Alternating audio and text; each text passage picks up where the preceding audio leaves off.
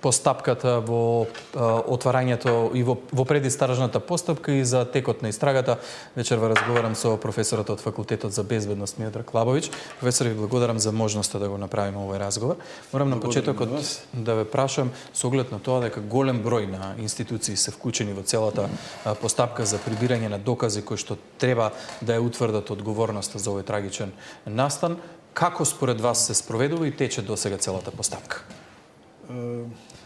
Најпрво во овие, можам да кажам, тешки, можеби најтешки денови за ова наша нација, да го изразам моето искрено сочувство до најблиските родителите на сите овие прерано млади животи кои што, како што знаеме, настрада и за сите оние исто така повредени. Нема едноставно утеха, нема што се вели зборови, меѓутоа води на ние понатаму. Како според вас се води целата постапка, професор? Целата постапка од еден објективен, неутрален аспект, со оглед на тоа што јас немам никаков интерес да никого овдека едноставно бранам или овако застапувам, меѓутоа од се оно што сите можевме да го видиме преку медиумите и едноставно може да се види дека за, видите, волку кратко време една оваква акција со сите овие оперативно-тактички мерки или действија во таа што се вели предистражна постапка, која што МВР, професионални се председа МВР, во една координирана акција со самото јавно обвинителство ја води, може да се каже дека е, видите, досега без, може да кажем, преседан. Ако се овакви акции водат во сите идни други случаи, ние ќе видиме, ќе се едноставно приближуваме кон она што се вели функционални држави.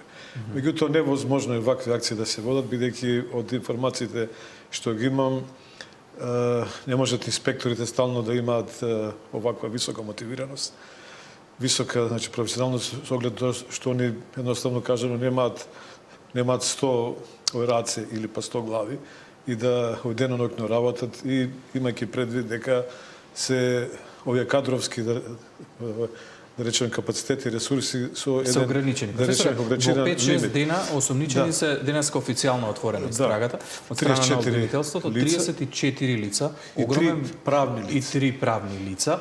Постојано слушаме и од страна на Министерството за внатрешни работи и од страна на јавното обвинителство дека ќе се води брза истрага, но не избрзана.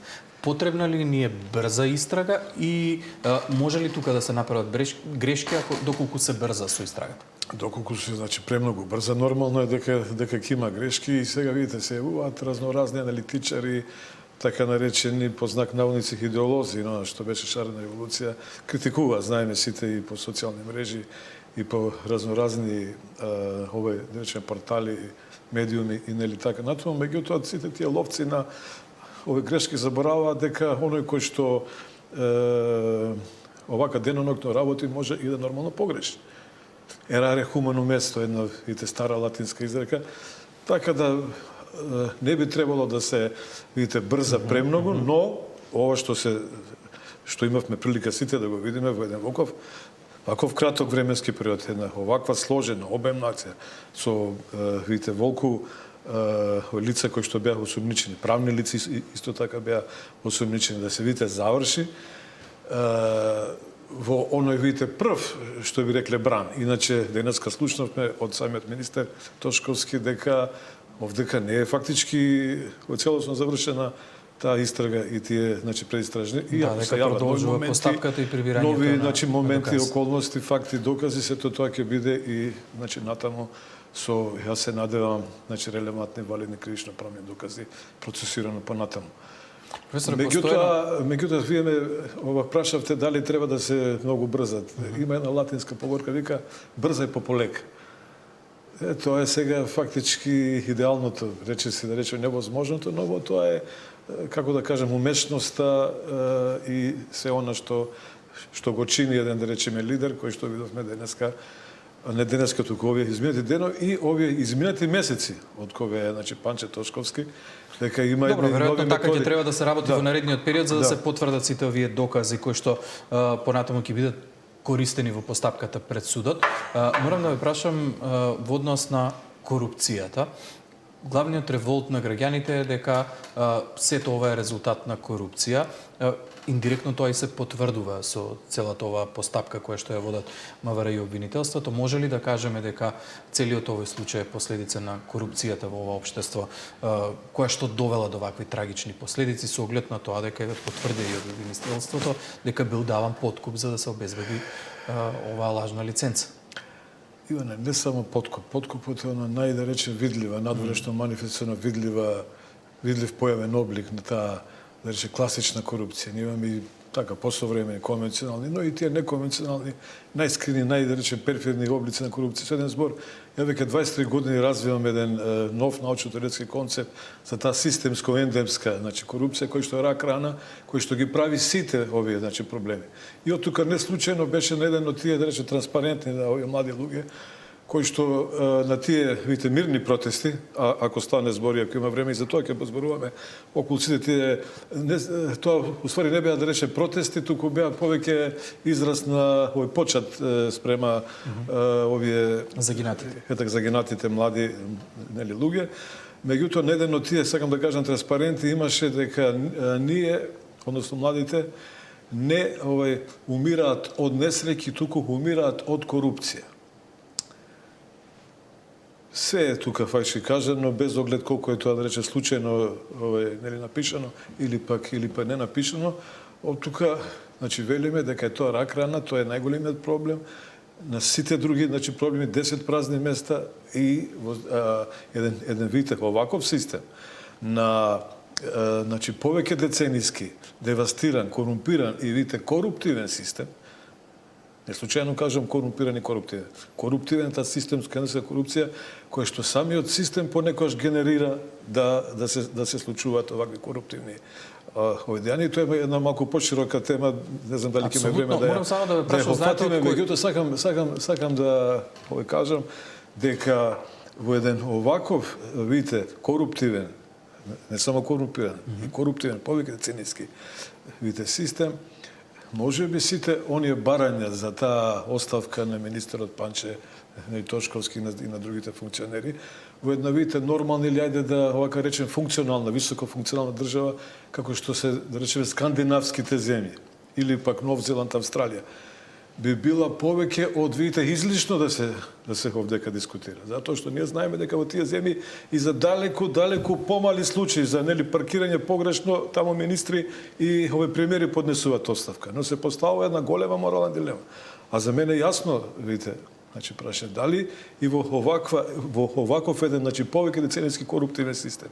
Како што веќе реков функционерите, тоа е една жива вистина која што сите граѓани ја веќе знаат, ја чувствуваат и те како револтирани, дека кај да се фактички сврдиш има корупција. Од најниското, значи, од средно високо до што се вели на највисоко ниво.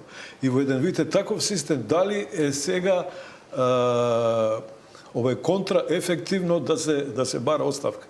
Што ќе се случи, што од тоа, кои ќе бидат предности, кои ќе бидат фактички поентата да се сега, значи, поднесе оставка.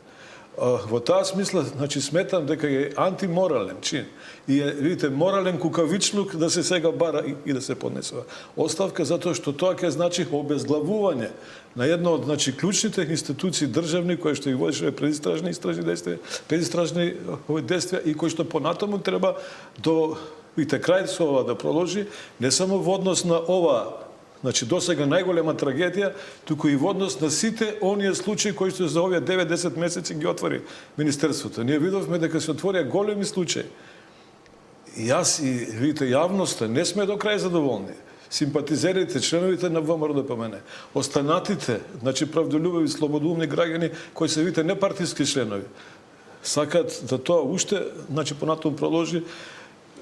Отворено се во, видите, јавноста постава прашањето зошто не е удрено и по тие највисоки, да речеме, случаи на корупција, како што е кланот Заеви, како што е речете го внукот на Али Ахмети, но сето тоа сакам да кажам, еве, како еден, видите, долгогодишен оперативец, кој што непосредно се, видите, бавил со овие работи, бил директор на самата финанска полиција. Тука во однос, Иване, на овие највисоки, значи, случаи на таа корупција се јавуваат определени објективни пречки, ѕидови, Не случајно Заев можеби напушти премиерската функција. Добро, има институции кои што тоа треба да си го проверат, али некој што е тоа се тоа најголемите проблеми што сакам да кажам. Ќе ми дозволите само, знаете што сакам да ве прашам? Како овој случај ќе влие и каква порака овој случај испраќа на државните институции и начинот на кој што тие треба да работат во иднина? Ќе биде ли ова враќање во реалноста за тоа како треба да се работи како државен апарат во иднина?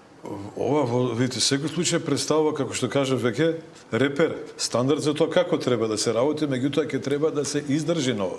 И оно што сакав посебно да го нагласам, не треба да се застане тука.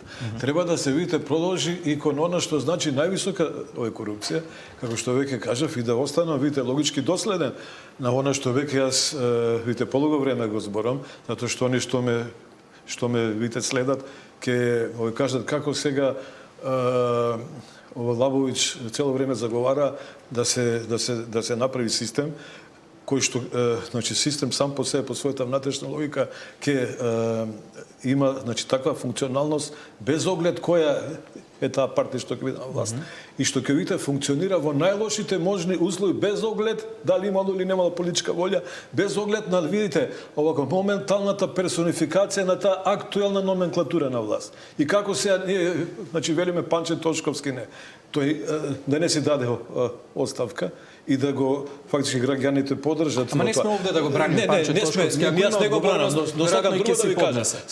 Сакам друго да ви кажам. Тој и да сака да сега значи да поднесе веројатно размислува, јас не знам, меѓутоа сакам да кажам во овакви ситуации не дека е тој, сакам да кажам, незаменлив. Тој не е незаменлив. Веднаш ќе се најдат, можеби да речеме, десетина што ќе го заменат.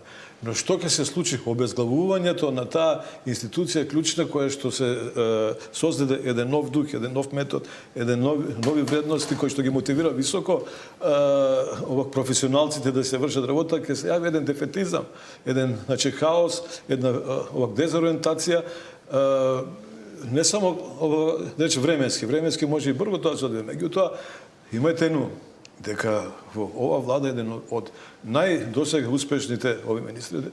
Да, тоа е ваше мислење, професор. Не само моје мислење, тоа е значи мислење и на најголемото мнозинство граѓани.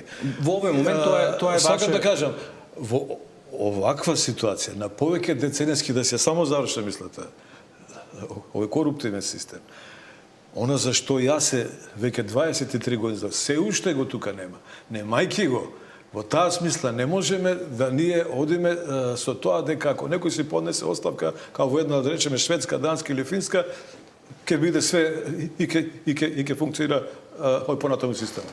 Не, овдека видите персонификацијата понекогаш на една адекватна личност која јас пак ќе речам, не значи дека е таа идеална и дека нема одредени да рече грешки и дека не може да се значи подобри. Меѓутоа во овој значи момент ќе значи дестабилизација и на самата влада, но што е можеби за видите некој посакувана варијанта да се дестабилизира, да се случи некој српско сценарио, да се овдека создадат некои услови за некој хаос и да се видите бара реформи. Реформи да, ако некој бара реформи, тој е авторот на оваа книга. Значи, не може да некој бара реформи. Јас сум лично навреден. Се го поврзвам лично со мене ова. Не со видите, Панчо Тошковски. Да разбирам. Какви се тие реформи празни кои што се бараат веќе 30 и кусур години и ние реформираме нон-стоп нешто, а никаков резултат нема. Тоа се тие истите идеолози, истите хушкачи, што ги видите хушкати, што ги овако подбуцнуваат младите луѓе.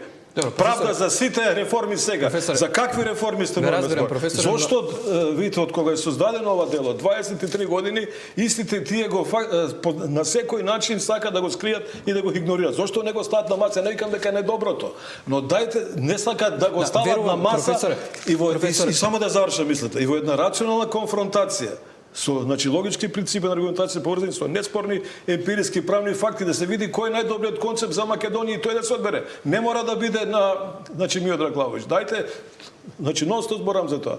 Они сакаат реформи, а уствари не знаат за какви реформи. Верувам дека не гледаат и дека ќе имаат можност да го погледнат се тоа. Само за крај морам да ве прашам дали е направена грешка што не е побарана меѓународна помош и дали треба да се бара меѓународна помош во однос на истрагата во иднина.